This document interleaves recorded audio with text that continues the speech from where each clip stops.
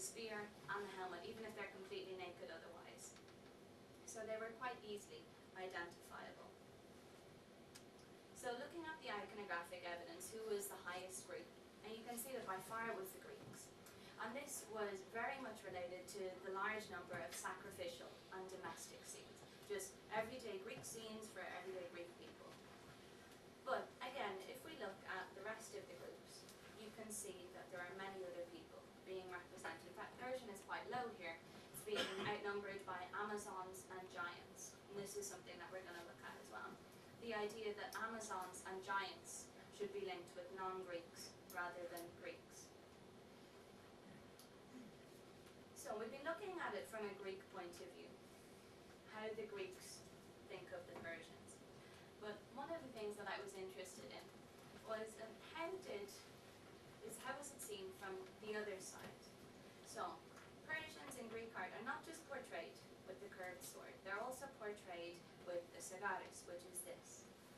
But I decided that I would do a general survey of Persian art. And what I found was when I looked at seals, coins, terracotta figurines, votive plaques, reliefs, everything, was that the stock scene did not include a representation of the Persian warrior holding a curved sword. It showed the Iconographic, which was this. So it's a short, double-edged blade. And most often, it was sheathed. So, for me, from this broad survey, I didn't see any iconographic evidence that the Persians were portraying themselves with the curved blades. So just to look very briefly at the archaeological evidence. I'm just going to flick through them quickly, but what I want us to take from these is the distribution patterns, the main patterns, and the fact that this morphology is quite widespread. Not only are we looking at the Greek curved blades, but also later on it goes into the Iberian Peninsula when it changes and becomes the espada falcata, and it's very widespread. And this is related simply to the idea of adapting a weapon or a domestic tool for fighting new people, adapting it to different fighting styles. So you can see, this is going from Kavkitsa all the way down to Olympia, down to Rhodes, and again from Vitsa on down to Kalapodi. From further up, Serbia, again down to Olympia, Rhodes. Okay, so we have Izmir, Kalapodi. And further up again, so we have Bulgaria, Fyrom, Bosnia-Herzegovina. And again, the concentration in the eastern side. So Vergina, Kavkitsa, on down again into Rhodes. On the last type, so we're looking from Delhi down to Olynthus and on down into Greece. And then this is a subtype that Marek developed. And so you can see that this was from Albania, Karditsa, Olympia, so on. But what I want us to take from these is that if this genuinely was a Persian development, we would be seeing a different distribution pattern. We would not be seeing this strong distribution in Greece, northern Greece, and the Balkans. And one of the ideas that Marek came up with, and I think that it's right, is that this kind of weapon was in use already, because you don't have to get your ideas from somewhere. You don't have to see someone else with a curved blade and think that's a good idea. It can just develop organically by itself. So the Greeks are already using the curved blade for domestic purposes, for sacrificial purposes, and so on. But it's developed, it changes into a weapon of warfare when they're fighting with the Illyrians. And this is something that hopefully I'll be able to look at in a little more detail. So, if we go with the idea that this wasn't just a Persian, but it does have connotations of the other, the idea that it was a barbarian weapon, this is something that is given a little bit of thought in the modern texts. And you can see just here 2 quotes. So what I want to do is talk very briefly about 2 non-Greek groups, the Amazons and the giants. So here you can see Amazons on the left, giants on the right.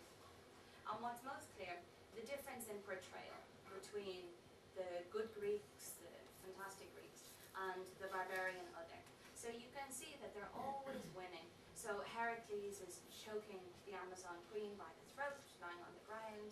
The giants are always lying bleeding from their various wounds. The Greek other is never victorious in these scenes, and this is something that you would expect because it's all to do with the idea of propaganda and how much better the Greeks are than the non-Greeks.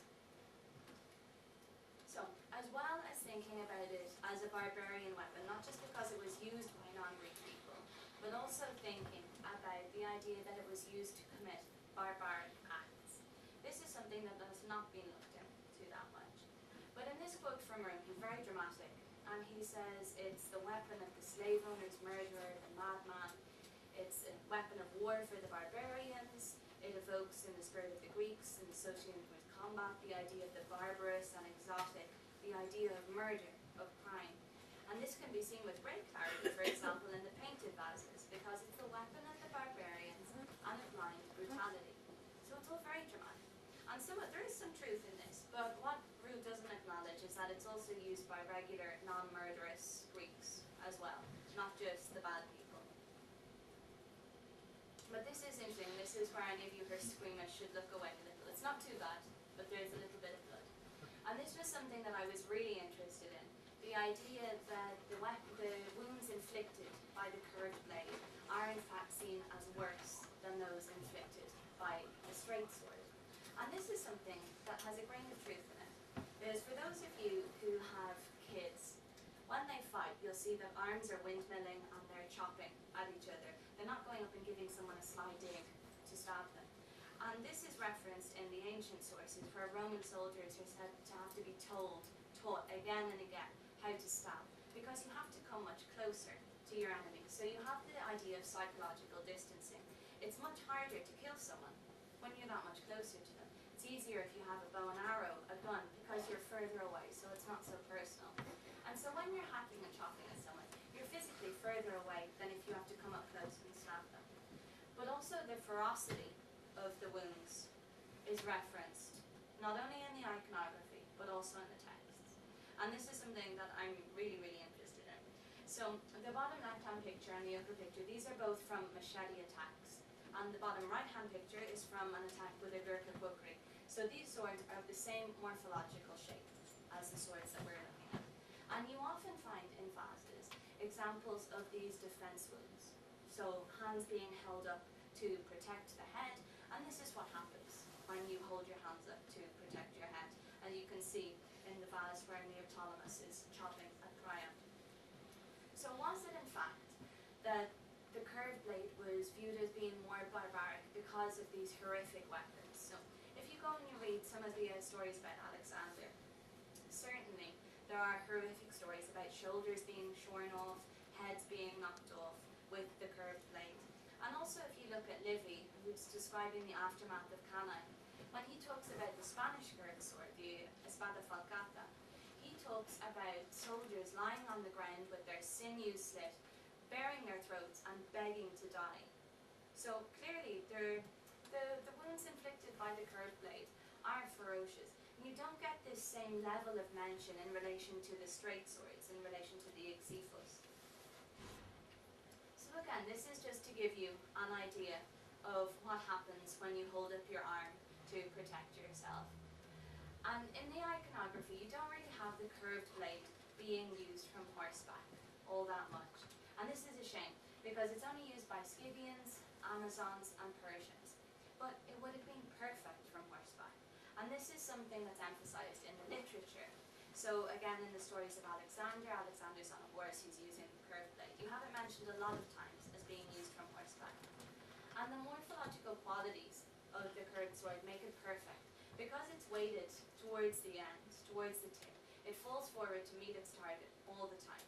And if you combine this with the velocity of riding up to your enemy on the horse, then you can just imagine the power that's behind your swing. And also, there's some science behind this, behind the idea of using slashing and chopping techniques when you're on a horse. Because if you try to stab someone when you ride up on a horse, the suction of the body is a really powerful thing. So if you ride up, you stab someone, chances are that if you stab them deeply, stab them well, then you're either going to let go of your sword and leave your